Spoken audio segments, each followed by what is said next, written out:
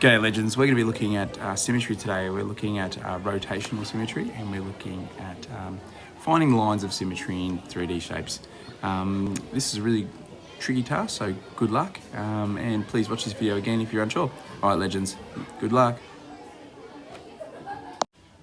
G'day maths legends, today we're looking at symmetry. So we're going to start off with reflection symmetry.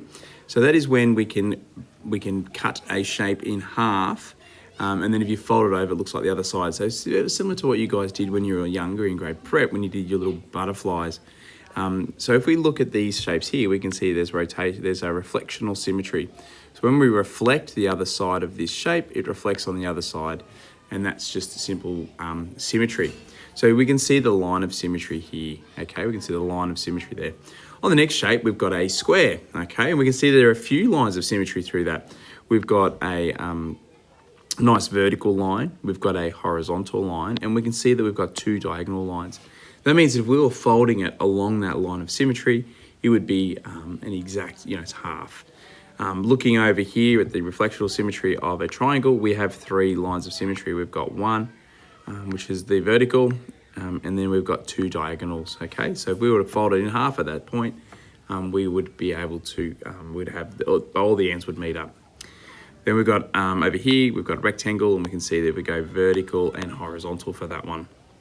Now, the bigger one, the more challenging one is rotational symmetry. And that's when we rotate an image around. And I'm going to go through that in the next activity a little bit. But if you look at this rotational symmetry, that means that if I was to rotate that around this way, it would remain the same. So this would then still look exactly the same, okay? I'm going to show you a couple of little hacks and tips of how we're going to do that. All right, good luck. The one thing I want you guys to remember is that when it's rotational symmetry, when the image is rotated around a center point, so there's my center point, so it appears two or more times. So if I was to rotate this shape 90 degrees or 180, it would always look the same, okay? So as I put that shape around, okay, it'll always look the same. Here is my rotational symmetry. I can put a little circle there. I could rotate that once, twice, or three times. All right, legends, good luck. All right, legends, just looking at simple lines of symmetry here is we've got a couple of shapes here. And what we're going to do is we're actually going to draw a line where the lines of symmetry are. So if I go through the vertical, okay, I've got a line of symmetry there. I've also got a horizontal one there. Okay, this shape is quite tricky though, because I've also got diagonal lines of symmetry. Okay, so I can draw my shape just like that. Okay, so in total, this line has 1, 2, 3, 4. 4 lines of symmetry. 1, 2, 3, 4. Okay, now this also has rotational symmetry, because as I rotate that, I will always have the same, as I turn it, it will have the same lines there. So what I mean by that is if I put a little dot at the top of this shape, just here, and I rotate this, as I rotate it, it'll look the same. That little dot might be pointed over here. So if I go 90 degrees like this, okay, this shape will still look the same. Okay, so this has rotational symmetry, and it has line symmetry. All right, so I'm gonna put A up the top there.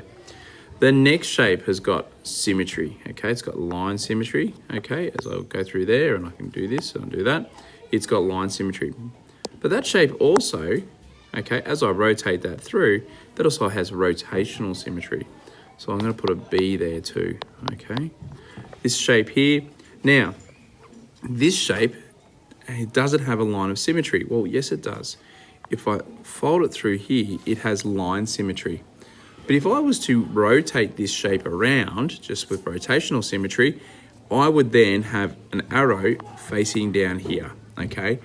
Now, this shape does not have rotational symmetry, okay? Because as I turn this shape like this, if I turn that 90 degrees or 180 degrees, okay, that shape will completely change, all right? So that shape does not have rotational symmetry. So I'm just going to put line symmetry there. Finally, the shape at the very end, if I was to rotate this shape 180 degrees or more, it will always look the same. So shape D has line symmetry, because if I was to line through here, or a line through here, or a line through here, or a line through here, it all has lines of symmetry. So the only shape that doesn't have rotational symmetry is C. All right, good luck. All right, legends, so I'm going to show you a great little hack when we're rotating things. So we're going to be rotating these shapes 90 degrees. So just like we're doing angles, 90 degrees is just a quarter turn. And I'm going to be showing you how to do this. Now, the big hack that I want to go through, you guys, is to put a little dot at the top of the corner, okay? So when I rotate that, I can now track where that shape is going. So let's look at the first one. I've got my triangle, okay? I've got a right angle triangle. And as I turn that 90 degrees, I'm going to rotate it around so it's 90 degrees. You can now see that that dot is now pointing that way, all right? So this gives us, it allows us to track how our shape's rotating. So I'm going to do the same thing with this pentagon here. So I'm going to get my pen. I'm going to put a little dot there for him, okay?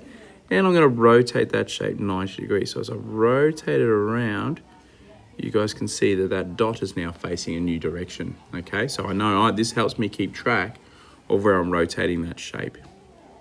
Let's look at the next one. I grab this shape, okay? And I simply, I start off, I put my dot down, put my little dot at the very top. I'll do that to the bottom one underneath it as well. And then as I rotate this shape around, I can actually track where that dot's going to, okay? And then I can do exactly the same for this one, and I can rotate that shape, okay? So you can now see where that little yellow dot is, all right? What I might do, so you can see now that where I've rotated all by 90 degrees, you can see that little dot has gone from this location to here. Down the very back here now, we're going to rotate these shapes by 180, okay? So again, I've got my little dots at the very top of those. So as I'm going to grab my shapes, I'm going to rotate this 180 degrees. So there's 90, and then there is 180. So I'm just going to turn that, I turned it a little bit too far. So there's 180, okay? This shape is going to get one down below here. You can see where that circle is at the top. That's nice and easy. That makes this one easy because I know that if I'm turning that 180, that circle, that little dot is going to be down the very bottom, okay? So just like that. Then finally, the next shape is the arrow. The arrow is pointing up. I rotate this shape 180 degrees, okay? And I turn it around just like that. And the L, I can see where the yellow dot is. I turn that all the way around, 180 degrees, and then there you go. So that's how we work rotational symmetry. Always put those dots there, big hack. All right, guys, good luck. Okay, the last part we're gonna look at is cross sections. And what cross sections are, is that if I was to cut these shapes in half, as they look here, I've got a little line where it's got a plane that's cut through that 3D shape. What would the face on top of that shape look like now? So you can see it's actually there in like a dotted line, you can see, but the face is generally the same as the top of the face. So the face where the cross section is generally the same as one of the ends, or the faces at the end. So this shape here is actually a pentagon. So the cross section for this shape is the same as a pentagon. It actually is this one here. Okay, let's look at the next one. So the next one here is they've cut a triangle in half. And you can see in those dotted lines, you can see that there are 3 ends, okay? Now, if I was to cut that triangle in half, even though it's a square-based pyramid, I'm actually cutting it in half. And as I cut that in half, I'm gonna have the bottom, which is the square, but then it's gonna end in that triangle, giving me a triangle, okay? So that shape is gonna meet up with that one there. Look at the next one, I have a cylinder. My cross-section for a cylinder is if I cross-section, if I cut it in half at that point there, okay, then I'm going to look that I can see the dotted line, there's a circle there. I'm now going to add this and connect that to the circle. All right, looking at the next one, please. I've got this shape here. Now you can see that it's not going straight through the middle. It's actually getting cut at a diagonal. As it gets cut through a diagonal, it actually changes what the plane is going to look like. Or as the plane cuts through it, it's going to change what that face looks like. It's slightly like a circle, but it's on a lean. That gives me an oval shape, okay? So that's that shape there. Finally, looking at the last shape together, this is a rectangle. And as the plane goes through it, okay, as the plane cuts through it, I can see that the face is now a square, face is now a square. Well, possibly a little bit more of a rectangular shape. From my perspective, if I cut through it at that point there, it's a square, but I don't have a square here. The closest one I've got actually is a rectangle. I believe this is more of a square than anything else. So I would want to cut this or put the line through here to give me my nice square, because I believe it's a square, but that's okay. That's just Mr. O'Shaughnessy being a bit pedantic. So as I go through here, I then rule that shape to here, okay? And then that's connected that way. All right, guys, good luck with your sums. I hope this makes sense. Feel free to watch it again if you're unsure.